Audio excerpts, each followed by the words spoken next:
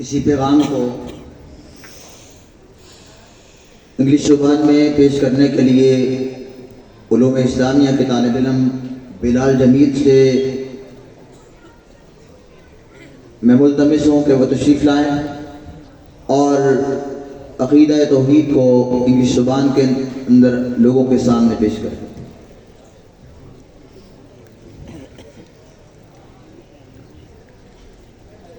अस्सलामु अलैकुम वरहमतुल्लाहि वबरकातुहू। We praise Allah and send blessings upon His beloved messenger. O noble audience, O esteemed gatherers, O seekers of truth, lend me your ears and open your hearts.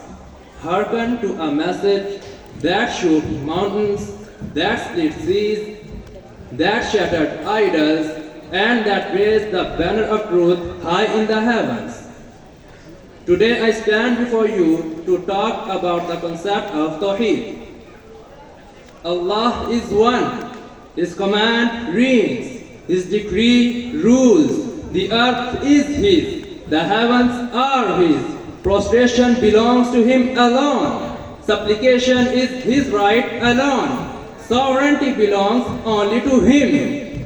This was the message of every prophet. This was the message of every saint. This was the message of every companion. And this was the light of every martyr. La ilaha illallah. La ilaha illallah. Not just a phrase, but a revolution. Not just a belief, but a complete way of life. This Tawheed stands on three pillars.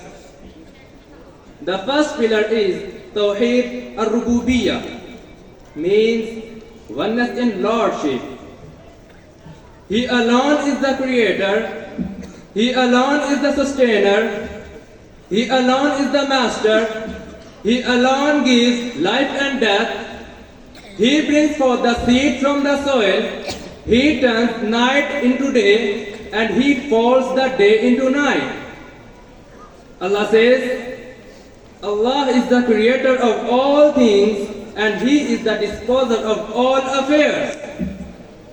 The second pillar of Tawheed is Tawheed al-Uluhiyyah, means oneness in worship.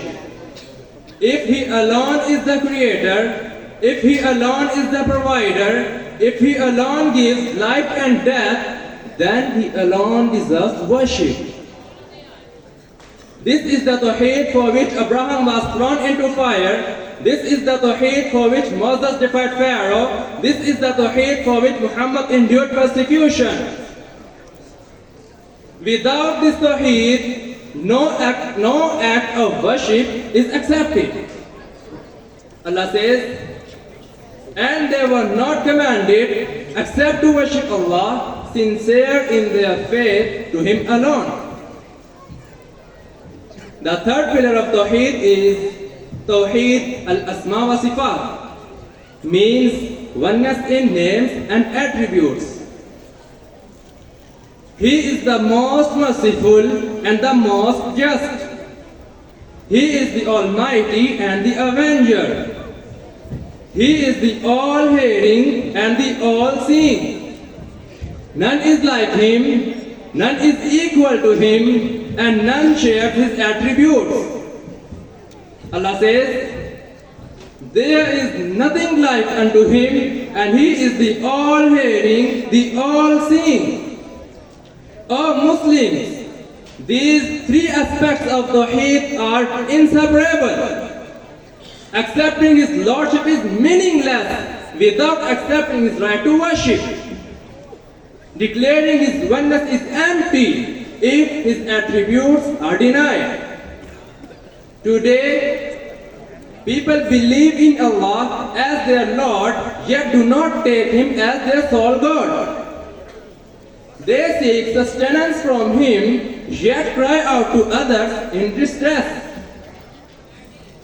They seek healing from Him, yet bow before graves.